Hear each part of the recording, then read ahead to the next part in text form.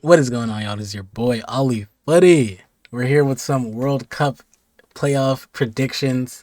This is gonna be very, very fun. So let's just hop right into it. I got the Fight Mob open right here, and yeah, we'll just go straight down. I'm not sure whether or not I think I will predict this second round, even though I can. They're gonna be happening again, so maybe I make a separate video for that. I don't know, but I think it'll just be fun. So let's do that. Let's do the whole thing. Anyway, let's start with Turkey versus Romania.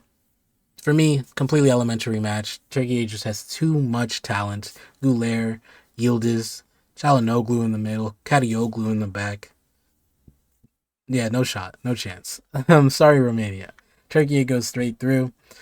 Czechia versus Ireland. This one's going to be tight. Ireland, very tough team, fighting team. The way they got in that match versus Hungary was footballing cinema, man. I feel bad for Hungary, but Ireland just fought till the end, man. Troy Parrott, Ogbene, O'Shea, O'Brien back there, Kelleher in goal.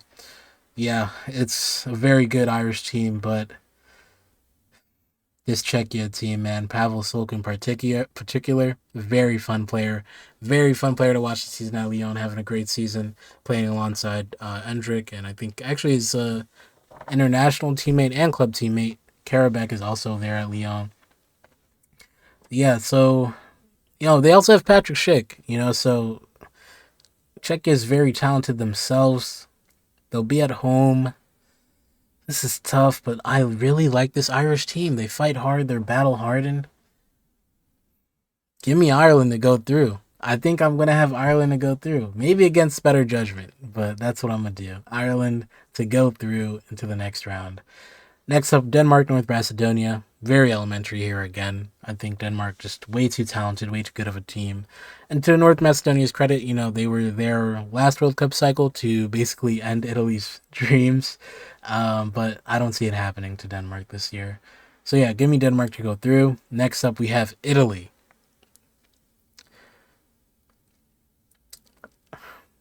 Italy, North Ireland. There's just no way it'll. I can't bring myself to say it. Italy missing out on a third World Cup would just be incredible. Third World Cup in a row to not make it's just. What do you even do at that point? What do you do for a nation like Italy who's won the World Cup four times? I don't know, but I don't see it happening. They get through to the next round. Northern Ireland, there's just not enough quality in that team. Even if Italy doesn't have the attacking depth that they once did, you can score one on Northern Ireland. You can, okay? You can score one on Northern Ireland. And with the defense you have Bastoni. You have Locatelli in there, who doesn't play defense, but he's in front of the defense, right? You still have I'm blanking on the Italian center backs, but you understand you have Donnarumma in goal. There's just too much. DeMarco. You have all of these guys. There's no way you cannot beat Northern Ireland. I refuse to believe it. Let's move down to Poland, Albania. And just in case you didn't know, I have Italy going through. But yeah, let's move down to Poland, Albania. And this one's a little personal for me because I got some Albanian friends. I'd love to see Albania go through. They've got some pretty solid players, right? Like Armando Broa, Mucci, Aslani. It's got some decent players. But this Polish team, man, Lewandowski's playing like he's not 40, He's playing like he's 30. Lewandowski's been absolutely incredible this season. Still playing top level football. Obviously, supplementary parts like Matty Cash in there, and I don't know if Frankowski's injured or not, but Frankowski's still a great wing back as well. Zalewski's in there still too. They've got good players, man. They really do. Zielinski, of course. As much as I want Albania to win, I want to see my friends happy, but my head tells me Poland will qualify to the next round. I'm sorry to break it to you. Slovakia, Kosovo. Give me Slovakia. Just too much talent again, man. And, they've got a really solid back line there. Dubravka in goal as well. Skriniar in the back line and Hako in the back line. It should be enough to at least, not concede, right? And then you have to go and score versus Kosovo. Kosovo, I believe, I don't know if Shagrova's um, fit to play, that might change things a little bit, but I just don't think they have enough quality, unfortunately. And then next up, we have Ukraine, Sweden. Very, very tight match. Very evenly matched teams, in my opinion. I think the main, plot point here, or the battle within the game, is the Ukrainian defense versus the Swedish attack.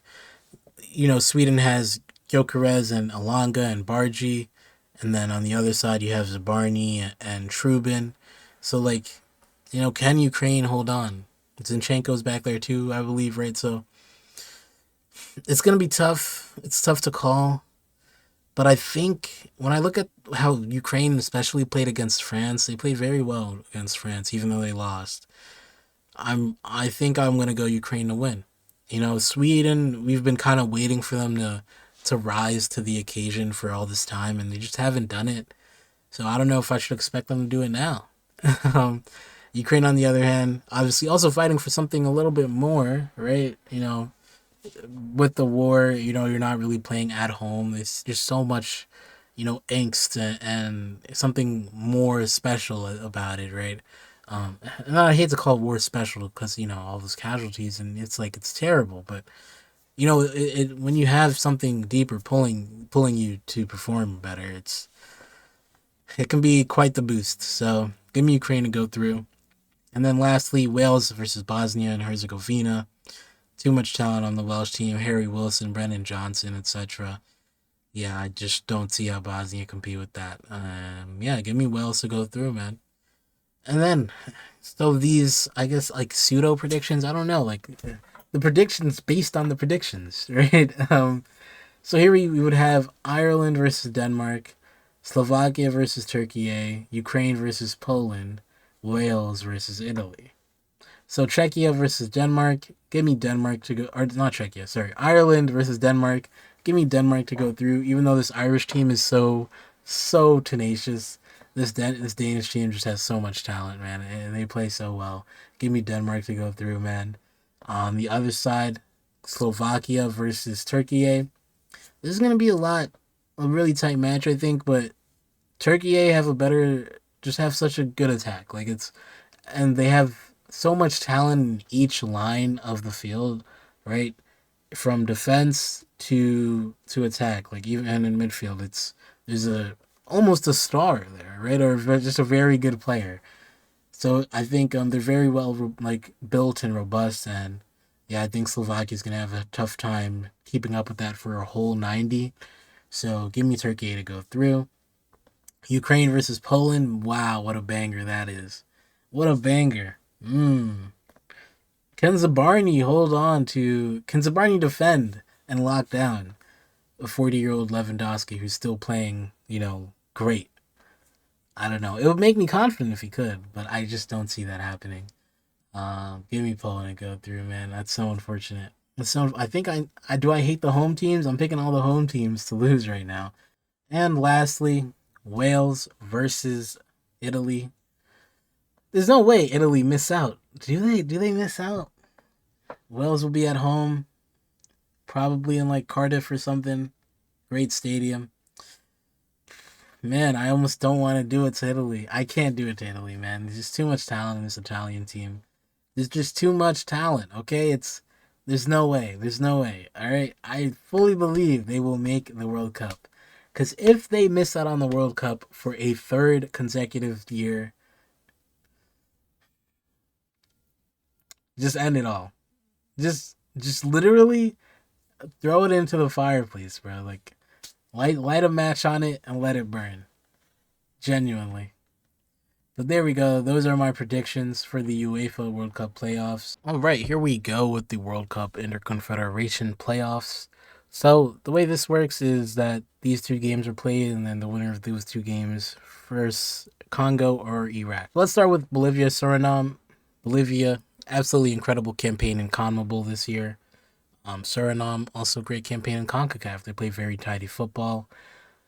Unfortunately for Suriname, I think Bolivia go through here. I think when you look at just the exposure to the top level, I think is going to play a part here. I really do, because Bolivia are doing it against your Colombias and Argentinas and your Ecuadors and Brazils, Uruguays. Like, you know what I'm saying? There's just so much top level, clashes that they got really close in qualifying with anyway. So, I think Suriname played very tidy football, but I think Bolivia they just got an extra step on them, for lack of a better term. On the other hand, New Caledonia versus Jamaica.